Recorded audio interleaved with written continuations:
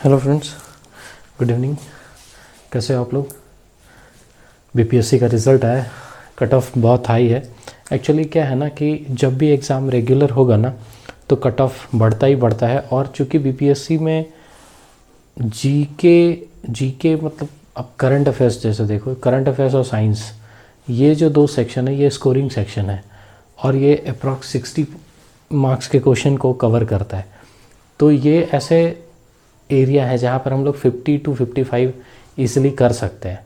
तो ये एक रीज़न है कि कट ऑफ इतना हाई क्यों जाता है। नॉर्मली क्या होता है, स्टूडेंट जो स्टेट पीसीएस या यूपीएससी के प्रिपरेशन को स्टार्ट करता है उनको लगता है कि यूपीएससी या स्टेट पीसीएस का मतलब क्या है, हिस्ट्री पकड़ लो, ज्योग्राफी पकड़ लो, इकोनॉमिक्स पकड़ लो, पॉलिटी पकड़ लो।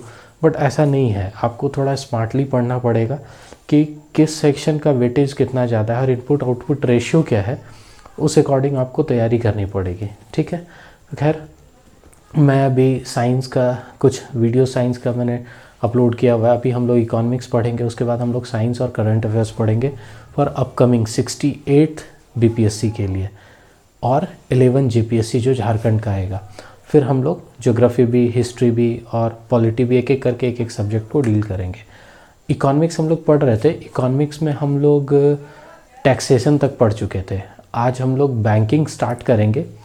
ठीक है, बैंकिंग भी एक बहुत बड़ा चैप्टर और बहुत इंपॉर्टेंट चैप्टर है। इससे भी 2-3 क्वेश्चन आते हैं। जैसे यूपीएससी में एक बार क्वेश्चन आ गया था कि नाबार्ड जो है उसका काम क्या है, तो वो रीफाइनेंस करती है इंस्टीट्यूशंस को, ऐसे करके क्वेश्चन। तो बहुत सारे ऐसे क्वेश्चन है। आरआरबी के बारे में पूछ दिया जाता है कि उसमें गवर्नमेंट का शेयर क्या है, और जो नॉर्मल जो स्पॉन्सर्ड बैंक हैं आरआरबी के, उसका शेयर क्या है। तो ऐसे करके क्वेश्चंस आते हैं। तो हम लोग आज स्टार्ट करेंगे बैंकिंग को। ठीक है, बैंकिंग।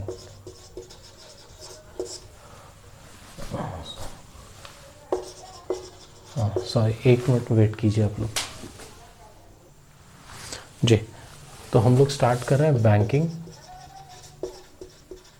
ठीक है, इसमें मेनली हम लोग को 2 चीज़ पढ़ना है बैंकिंग में।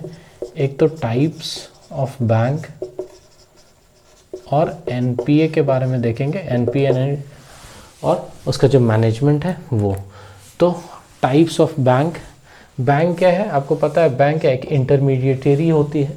ठीक है, जो लोन लेते हैं, जो पैसा जमा करते हैं, मतलब एक ऐसा ऑर्गेनाइजेशन है जहाँ पर कि आप अपने मनी को सेफली रख सकते हो, वहाँ से लोन ले सकते हो। मतलब सेवर्स और बोरोवर्स को क्रेडिट और आपका जो कहते हो डिपॉजिट, उसके लिए बैंक्स को हम लोग जानते हैं। टाइप ऑफ बैंक में डिफरेंट जो टाइप्स है, उसमें सबसे पहला हमारा क्या है, कॉमर्शियल बैंक। इसको एक बार ही लिख लो फिर हम पढ़ते हैं। Commercial bank and RRB. RRB is regional rural bank और ये क्या है, कॉमर्शियल बैंक। दूसरा हमारा क्या है, कोऑपरेटिव बैंक। कोऑपरेटिव बैंक आप लोग सुने भी होंगे इसके बारे में, डिफरेंट बैंक्स के बारे में। थर्ड क्या है हमारा, नाबार्ड, जिसके बारे में अभी मैं बात कर रहा था, नाबार्ड। नाबार्ड अगर आप लोग इसका फुल फॉर्म लिखना चाहते हो तो क्या है ये, national bank for agriculture and rural development. ठीक है, उसके बाद small finance bank, small finance bank fourth. उसके बाद हमारा क्या है, पेमेंट बैंक। अभी जो हम लोग रिसेंट जैसे पेटीएम है, पेमेंट बैंक। ठीक, इसका क्राइटेरिया देखेंगे क्या क्या है इसमें, कब वो पेमेंट बैंक होगा, क्या फ़र्क है कमर्शियल या शेड्यूल कमर्शियल बैंक और पेमेंट बैंक में। ठीक है, उसके बाद क्या है, मुद्रा बैंक। मुद्रा बैंक ये क्या है हमारा, 6th। फिर बिजनेस कॉरस्पॉन्डेंस,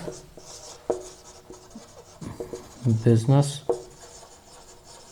कॉरस्पॉन्डेंस जो बैंक के एवज में बैंकिंग सर्विसेज प्रोवाइड करता है रूरल एरियाज़ में बेसिकली। ठीक है, उसके बाद क्या, NBFCs, NBFC non banking financial company. NBFC क्या है, नॉन बैंकिंग फाइनेंशियल कंपनी। और लास्ट में क्या है, नेशनल हाउसिंग बैंक। ये क्या है, नेशनल हाउसिंग बैंक। ठीक है, तो ये मेजर है क्या, टाइप्स ऑफ बैंक जिसके बारे में हम लोग को पढ़ना है। उसके बाद क्या पढ़ना है, एनपीए।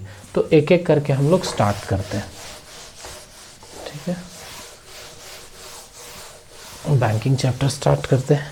तो सबसे पहले हम लोग को क्या देखना है, कमर्शियल बैंक। क्या, कमर्शियल बैंक, ठीक है। कमर्शियल बैंक है क्या, बेसिकली ये फाइनेंशियल इंटरमीडिएटरीज है, इंटरमीडिएटरीज, मध्यस्थता जिसको बोलते हैं ना, मतलब मिडिल मैन जिसको बोलते हैं, वही है क्या, कमर्शियल बैंक। कैसा मिडिल बैंक है, फाइनेंशियल। फाइनेंशियल क्यों, क्योंकि मनी का ट्रांजैक्शन यहाँ पर होता है ऐसे ऑर्गेनाइजेशन में, इसीलिए इसको क्या बोलते हैं हम लोग, मतलब बैंक्स में, इसलिए इसको क्या बोलते हैं, कमर्शियल बैंक। ये किसका इंटरमीडिएटरीज है, तो सेवर्स एंड बोरोवर्स, सेवर्स और बोरोवर्स। अब देखो आप, बैंक में कौन जाते हैं, जिन्हें अपना पैसा डिपॉजिट करना है। सेवर्स मतलब कौन, जो डिपॉजिटर्स होता है, पैसा जिसके पास सेव्ड होगा वही डिपॉजिट करेगा। एफडी वगैरह, आरडी वगैरह करते हैं लोग, अलग अलग टाइप के डिपॉजिट्स में पैसा रखते हैं। और बोरोवर्स कौन है, जो लोन लेता है, लोन जो बैंक से लेता है वो क्या है, बोरोवर्स। तो बैंक तो यही करती है, एक से डिपॉजिट लेती है और दूसरे को क्या करती है, लोन प्रोवाइड करती है। और बीच में क्या है, चूँकि ये इंटरमीडिएटरीज है, इस दोनों को एक दूसरे के साथ मिलाती है, तो उसके लिए ये क्या करती है, इंटरेस्ट चार्ज करती है, जिस पर टोटल बैंकिंग सिस्टम क्या है, रन करता है। तो यही है बैंक। कमर्शियल बैंक क्या है, एक फाइनेंशियल इंटरमीडिएटरीज है जो क्या करती है, सेवर्स और बोरोवर्स के बीच क्या है, एक इंटरमीडिएटरीज का काम करती है। And why this is financial, because यहाँ पर क्या है, पैसे की बात हो रही है। सेवर्स अपना पैसा कैश डिपॉजिट करते हैं या पैसा डिपॉजिट करते हैं, और बोरोवर्स भी क्या है, कैश लेते हैं बैंक से, किसी भी फॉर्म में डिजिटली अगर ट्रांसफ़र हो गया, चेक, मतलब वो बेसिकली क्या है, लिक्विड है, लिक्विडिटी है या लिक्विड अमाउंट है, वो होता है। इसलिए इसको क्या बोलते हैं हम लोग, फाइनेंशियल इंटरमीडिएटरीज, किसको, कमर्शियल बैंक को, ठीक है। अब ये कमर्शियल बैंक दो तरह का होता है, एक होता है शेड्यूल कमर्शियल बैंक और दूसरा होता है नॉन शेड्यूल कमर्शियल बैंक। एक क्या है, शेड्यूल कमर्शियल बैंक और दूसरा क्या है, नॉन शेड्यूल कमर्शियल बैंक। इसमें दोनों में फ़र्क क्या है, ये समझ लेना है कि शेड्यूल कमर्शियल बैंक क्या होता है, ऐसा बैंक जो मेंशन्ड होता है इन आरबीआई एक्ट 1934। 1934 में एक एक्ट पास हुआ था जिसे हम लोग आरबीआई एक्ट 1934 बोलते हैं। उसमें जो भी बैंक्स मेंशन्ड है, मतलब कहने का कि उसका जो भी नियम है उस पर खुला हुआ बैंक, जो उसके नियम को फॉलो करता है, या जो पावर उस नियम के तहत जो भी पावर्स है, अगर किसी कॉमर्शियल इंस्टीट्यूशन में वो निहित है, तो वो क्या होगा, शेड्यूल कमर्शियल बैंक कहलाएगा। और नॉन शेड्यूल कमर्शियल बैंक जो कि not mentioned in RBI act 1934, यही सबसे बेसिक डिफरेंस है जो आपको जानना है कि एक आरबीआई एक्ट है 1934 में चूंकि पास हुआ था, that is why it is known as RBI act 1934। उसमें जो मेंशन्ड है, जो भी बैंक्स उसमें मेंशन्ड है, उसको हम लोग शेड्यूल कमर्शियल बैंक, ऐसे आप नहीं समझ में आता है, समझ में भी आ रहा है। शेड्यूल होता है ना, शेड्यूल का मतलब क्या होता है, जैसे टाइमिंग, कि स्कूल का टाइमिंग है कि 9 बजे से 5 बजे तक, तो ये क्या एक बोलते हैं ना हम लोग कि शेड्यूल है स्कूल का, हमारा बैंक का शेड्यूल है, हमारा ऑर्गेनाइजेशन का शेड्यूल है। शेड्यूल का मतलब वही टाइमिंग, ऐसे समझो, एक प्रॉपर शेड्यूल का मतलब एक प्रॉपर टाइमिंग, या उसको क्या बोलो, एक प्रॉपर प्रोविज़न, या बोलो उसको एक प्रॉपर लॉ जिसके तहत वो काम कर रहा है, एक रूल जिसको बोलते हैं। तो वही है कि जो आरबीआई एक्ट में जो चीज़ मेंशन्ड है, उस रूल पर, उस लॉ पर जो काम करता है उसको शेड्यूल कमर्शियल बैंक कहते हैं, और उससे जो बाहर है उसको क्या बोलते हैं, नॉन शेड्यूल कमर्शियल बैंक। तो सिंपल इसको ऐसे बोलते हैं, मेंशन्ड और वो नॉट मेंशन्ड। तो ये क्या है, दो इंपॉर्टेंट टाइप है किसके, कमर्शियल बैंक, एक शेड्यूल और नॉन शेड्यूल, ठीक है। ये बेसिक है, ये आपको जानना है। उसके बाद आगे बढ़ते हैं। तो हम लोग देखें कि कमर्शियल बैंक जो है इसका दो टाइप है, एक शेड्यूल कमर्शियल बैंक, एक नॉन शेड्यूल कमर्शियल बैंक। अब ये शेड्यूल कमर्शियल बैंक जो है ये भी दो तरह का है, एक पब्लिक सेक्टर बैंक और एक प्राइवेट सेक्टर बैंक्स। क्या है, शेड्यूल कमर्शियल बैंक भी दो तरह का होता है, एक पब्लिक सेक्टर बैंक और दूसरा क्या है, प्राइवेट सेक्टर बैंक या पब्लिक बैंक इसको कह सकते हो। पब्लिक बैंक तीन तरह का होता है, ये तीन तरह का है। फर्स्ट आपका एसबीआई, दूसरा नेशनलाइज्ड शेड्यूल कमर्शियल बैंक और एसबीआई, और तीसरा है RRBs, regional rural bank. Public sector bank, अब एक चीज़ ये ध्यान में रखना, जब आप देखते हो एसबीआई को देखते हो या उत्तर बिहार ग्रामीण बैंक मतलब आरआरबी, या आप देखो यहाँ पर यूको बैंक या पंजाब नेशनल बैंक, तो पंजाब नेशनल बैंक और एसबीआई सेम नहीं है। क्यों? क्योंकि ये दोनों अलग है। पंजाब नेशनल बैंक क्या है, नेशनलाइज्ड बैंक है। एसबीआई क्या है, पब्लिक सेक्टर बैंक है। मतलब दोनों पब्लिक सेक्टर है लेकिन नेशनलाइज्ड है कौन, वो बाकी जो एसबीआई के अलावा जो बैंक्स हैं। और आरआरबी क्या है, रीजनल रूरल बैंक्स। ठीक है, ये पब्लिक सेक्टर बैंक क्यों कहलाया, why these are known as public sector bank, because it has government share और इन्वेस्टमेंट। इसमें सरकार का जो है या तो शेयर है कुछ या क्या है, इन्वेस्टमेंट है। That is the reason why these are known as public sector bank. और प्राइवेट सेक्टर बैंक ये क्या है, दो तरह का होता है ये भी। एक पहला होता है प्राइवेट डोमेस्टिक बैंक और दूसरा फॉरेन नेशनल, इसको कहो प्राइवेट फॉरेन बैंक हो, प्राइवेट फॉरेन बैंक्स। ठीक है, ये है क्या, शेड्यूल कमर्शियल बैंक है। अगर शेड्यूल कमर्शियल बैंक नहीं होगा तो बहुत सारे इस पर रिस्ट्रिक्शंस होगी। तो ये है शेड्यूल में ही। शेड्यूल दो तरह का हुआ, एक पब्लिक हुआ एक प्राइवेट हुआ। तो प्राइवेट में भी दो तरह का हुआ, एक प्राइवेट डोमेस्टिक बैंक और एक private foreign bank. Private domestic bank क्या है, जो कि इसमें इन्वेस्टमेंट जो होता है वो इंडियन सिटीजन्स का होता है, इंडियन सिटीजन्स का होता है। इसमें गवर्नमेंट का इन्वेस्टमेंट अगर देखेंगे तो नहीं होता है। दो चीज़ है, प्राइवेट डोमेस्टिक बैंक क्या हुआ, ऐसा बैंक जिसमें इन्वेस्टमेंट अगर इंडियन सिटीजन्स का होगा और गवर्नमेंट का इन्वेस्टमेंट नहीं होगा तो इसको प्राइवेट डोमेस्टिक बैंक कहेंगे। प्राइवेट फॉरेन बैंक क्या है, यहाँ भी गवर्नमेंट इन्वेस्टमेंट नहीं होगा और इन्वेस्टमेंट ऐसे देखो, इंडियन सिटीजन का भी इन्वेस्टमेंट नहीं होगा। किसका इन्वेस्टमेंट, फॉरेन नेशनल्स का इन्वेस्टमेंट होगा। किसमें, प्राइवेट फॉरेन बैंक में। आज समझ क्लियर है। तो प्राइवेट डोमेस्टिक, इस दोनों में फ़र्क देखो। प्राइवेट डोमेस्टिक बैंक कौन सा है, आईसीआईसीआई, एचडीएफसी, एक्सिस, ये सब क्या है ना प्राइवेट बैंक्स। हम लोग बोलते हैं ना कि these are the private banks, but these are private domestic bank. अब है एचएसबीसी, सीटी, डीवीएस, ऐसे करके एक डच बैंक भी है। ठीक है ना, तो ये सब आपका क्या है, फॉरेन। और एक है Standard Charter. These are the examples of private. तो है ही, उसके साथ साथ क्या है, इसमें जो इन्वेस्टमेंट है वो बाहर के लोगों का, फॉरेन नेशनल्स का इन्वेस्टमेंट है। That is the reason why these banks are known as private foreign banks. ठीक है, क्लियर है। आगे बढ़ते हैं। तो ये हो गया क्या आपका बेसिक टाइप ऑफ बैंक, मतलब कमर्शियल का बेसिक टाइप ऑफ बैंक।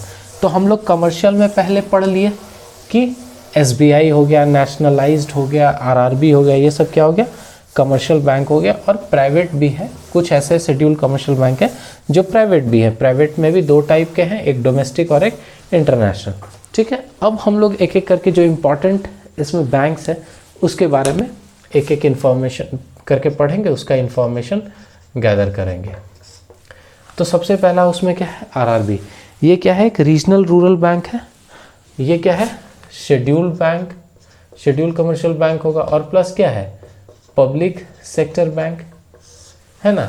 इसको बस ऐसे याद रखना कि आरआरबी क्या है, एक शेड्यूल कमर्शियल बैंक भी है और एक क्या है उसी के साथ साथ पब्लिक सेक्टर है। ये इस्टेब्लिश्ड हुआ 1975 में। आपको क्वेश्चन पूछा जाएगा कि आरआरबी की स्थापना कब की गई, तो 1975 में, और किसके तहत, तो RBI act 1976 through RBI act 1976। इसका एम क्या है, एम या ऑब्जेक्टिव क्या था इसके एस्टेब्लिशमेंट का, नाम से ही है, रीजनल रूरल बैंक। रीजनल मतलब क्षेत्रीय और ग्रामीण, रूरल इज ग्रामीण, मतलब ग्रामीण क्षेत्र के लिए जो बैंक्स बनाया गया स्पेशली, तो वो क्या करेगा, एम उसका क्या होगा, डेवलप करना। क्या ओवरऑल देखें तो रूरल इकोनॉमी, तो इसका एम क्या होगा, टू डेवलप रूरल इकोनॉमी। ये इसका सबसे मेन और प्राइम क्या होगा, एम होगा या ऑब्जेक्टिव होगा। और दूसरा क्या, रूरल, गांव में चूंकि नेशनलाइज्ड बैंक या प्राइवेट बैंक गांव नहीं जाते। प्राइवेट बैंक क्यों नहीं गांव जाएगा, अभी आप देखो, छोड़ो पहले की, अभी की बात सोचो, अभी भी कितने लोग हैं भारत में जिनका प्राइवेट बैंक में खाता है, 15,000 20,000 आपको हमेशा मेंटेन करना पड़ता है, तो ये पॉसिबल नहीं है। ठीक है, तो कौन उसको प्रोवाइड करेगा बैंकिंग सर्विसेज, तो सरकार देगी। तो सरकार कैसे देती है, तो नेशनलाइज्ड हो गया, एसबीआई हो गया, आरआरबी के थ्रू देती है।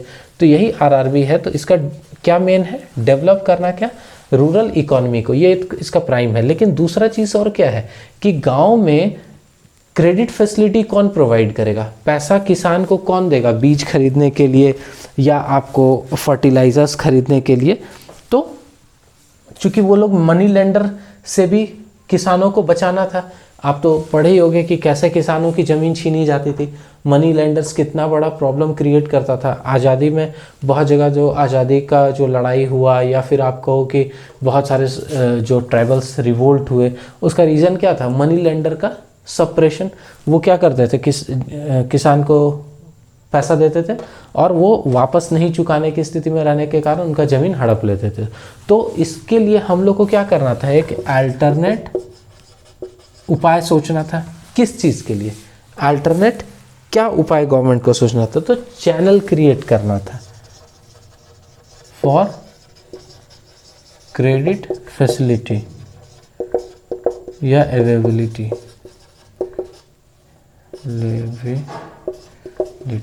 कि गांव में क्रेडिट का मतलब लोन देने का एक दूसरा फैसिलिटी या अवेलेबिलिटी हो गांव के लोगों का। इसके लिए आरबीआई को क्या किया गया था, setup. This was the aim of, sorry RBI बोलता हूँ, RRB, this was the aim of RRB.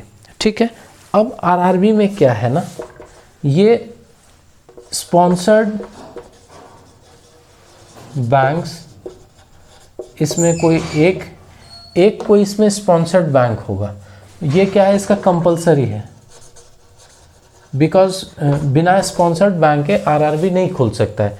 तो आरआरबी के लिए इंपॉर्टेंट क्या चीज़ है, एक स्पॉन्सर बैंक कम से कम इसमें होना चाहिए। स्पॉन्सर बैंक का मतलब आप लोग देखते हो कोई भी मैच हो रहा है, अभी वर्ल्ड कप हो रहा था या कोई भी सीरीज़ हो रहा है, तो उसमें अन अकेडमी अपना प्रचार करा रही है, तो वो क्या स्पॉन्सर कर रही है, बाईजूस कराती है और आपका एडिडास कराती है, बहुत सारे कंपनी है, रिसेंट में ये लोग करा रहे हैं। तो ये क्या है, दे आर द स्पॉन्सर, जो पैसा लगाते हैं। स्पॉन्सर का मतलब वो इन्वेस्ट करते हैं उसमें।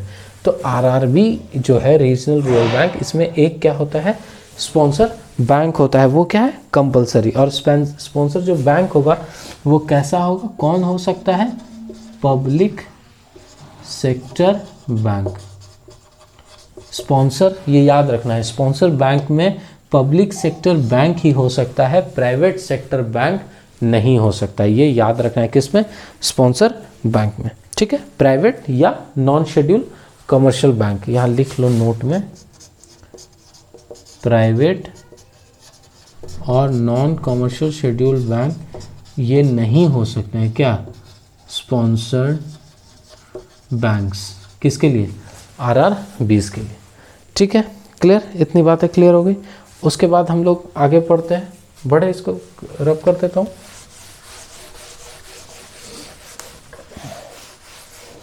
अब हम लोग पढ़े क्या कि आरआरबी में जो है एक स्पॉन्सर होना चाहिए, स्पॉन्सर्ड बैंक, स्पॉन्सर्ड बैंक। इसके साथ साथ और भी कुछ होता है क्या? अब आप समझो कि आरआरबी क्या है, ये पब्लिक सेक्टर बैंक है। मतलब पब्लिक सेक्टर बैंक मतलब गवर्नमेंट का बैंक है। इसका मतलब गवर्नमेंट का भी इसमें क्या होगा, शेयर होगा। कौन सा गवर्नमेंट? सेंट्रल, सेंट्रल गवर्नमेंट का इसमें क्या होगा, दो सेंट्रल स्टेट दोनों का रहता है, ऐसे ही लिख लो। सेंट्रल गवर्नमेंट जो है उसका भी पैसा इसमें लगा होता है। किसमें? आरआरबी में। दूसरा कौन? Sponsored bank. और तीसरा स्टेट गवर्नमेंट। ठीक है, मतलब रीजनल रूरल बैंक जो है उसमें एक स्पॉन्सर्ड बैंक होना चाहिए जो कि पब्लिक सेक्टर बैंक होना चाहिए। तो हम लोग तो ये समझ गए ये होना ही चाहिए। उसके साथ साथ क्या, चूंकि ये पब्लिक सेक्टर बैंक है तो गवर्नमेंट का शेयर तो होगा ही। तो गवर्नमेंट में कौन? सेंट्रल गवर्नमेंट का भी होता है, स्टेट गवर्नमेंट का भी रहता है। अब इससे ये आपको पूछेगा, आपको पूछ देगा बताओ sponsored bank is to central bank is to government bank, इसका शेयर क्या होता है आरआरबी में? तो सेंट्रल गवर्नमेंट जो होता है उसका 50% शेयर होता है। किसमें? रीजनल रूरल बैंक में। इसीलिए हम लोग इसको क्या बोलते हैं? Government bank. चूँकि ये सरकार, भारत सरकार के, चूँकि maximum share 50 and more than 50 किसका है? सेंट्रल गवर्नमेंट का है। उसके बाद 35% किसका? स्पॉन्सर्ड बैंक का। और 15% 50 30 80 85 15% किसका शेयर होता है इसमें? स्टेट गवर्नमेंट का। तो ये क्या हो जाएगा? 35:50:15। वैसे भी याद रखेंगे हम इसको, या 7:10:3। This is the share of sponsored bank, central bank and state government banks in RRB. ठीक है, उसके बाद एक बहुत इंपॉर्टेंट पॉइंट है जो आपको इसमें याद रखना है। नॉर्मली हम लोग पढ़ लेते हैं, निकल जाते हैं कि बैंक्स जो है, ये जो शेड्यूल कमर्शियल बैंक वगैरह एक्सेट्रा बैंक्स वगैरह है, ये सब रेगुलेट होती है किसके द्वारा? आरबीआई रेगुलेट करती है इनको। मतलब उसका रेगुलेट करने का मतलब चलाना, उसके नियम को देखना, उसमें क्या गलत हो रहा है क्या सही हो रहा है उसको देखना, वो किसका काम रहता है? आरबीआई का। लेकिन आरआरबी जो है ये रेगुलेट होता है, रेगुलेटेड बाय नबार्ड। कौन रेगुलेट करता है? NABARD, national bank for agriculture and rural development. ये बहुत ही इंपॉर्टेंट है ये पॉइंट, इसको कंफ्यूज कर जाते हैं लोग कि आरआरबी को कौन रेगुलेट करता है। ठीक है, उसके बाद अगर हिस्ट्री बात करें तो फर्स्ट आरआरबी जो है वो कब? 1975 में बना। कब? 1975 में। और ये क्या था? फर्स्ट आरआरबी था, इसलिए इसका नाम क्या होना था? प्रथम रूरल बैंक। इसका नाम क्या रखा है? क्या? प्रथम, चूंकि फर्स्ट था, रूरल नहीं, ग्रामीण, सॉरी, प्रथम ग्रामीण बैंक। ये क्या था? फर्स्ट आरआरबी जो स्टेब्लिश किया गया था। ठीक है, अभी बहुत सारे, उसके बाद अभी क्या है, बहुत सारे recently many RRBs are merged, were merged. बहुत सारे आरआरबीज को जो है मर्ज कर दिया गया। 3 फेज में हुआ है ये। फर्स्ट फेज में 2005 में। ठीक है, ये क्या है? सबसे पहला फेज क्या था जब ये मर्ज हुआ? 2005। और दूसरा सेकेंड फेज कितना था? 2008। और थर्ड फेज 2012। इसको याद रखना है। ठीक है, कि आरआरबीज को भी मर्ज किया गया रिसेंटली। पहला फेज कब मर्ज किया गया था? 2005, फिर 2008 और 2012। ये आपको क्वेश्चन पूछेगा, ये नहीं भी पूछे तो ये आपको पूछ देगा कि ये बताओ कि ये जो आरआरबीज है, ये जो मर्ज हुआ, कौन रेकमेंड किया था इसको? तो मर्जर जो हुआ of RRBs were recommended by, कौन रेकमेंड किए थे इसको? दो कमिटी एक्चुअली इसको रेकमेंड की थी। एक खसुराव कमेटी, खसुराव कमेटी करके ही था, एक बार नाम कंफर्म कर लेना ये। और नरसिम्हन कमेटी, ये दो कमेटी थी जिसने रेकमेंड किया था क्या कि आरआरबीज को मर्ज कर दो। ये कब रेकमेंड की थी?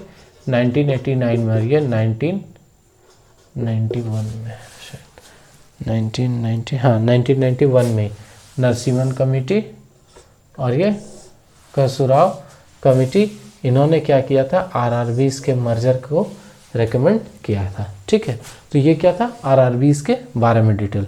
हम लोग आज यहीं स्टॉप करते हैं। नेक्स्ट क्लास में हम लोग नाबार्ड के बारे में पढ़ेंगे और आगे बढ़ेंगे। ठीक है, नेक्स्ट क्लास में हम लोग किस बैंक के बारे में पढ़ेंगे? नाबार्ड। Okay, thank you.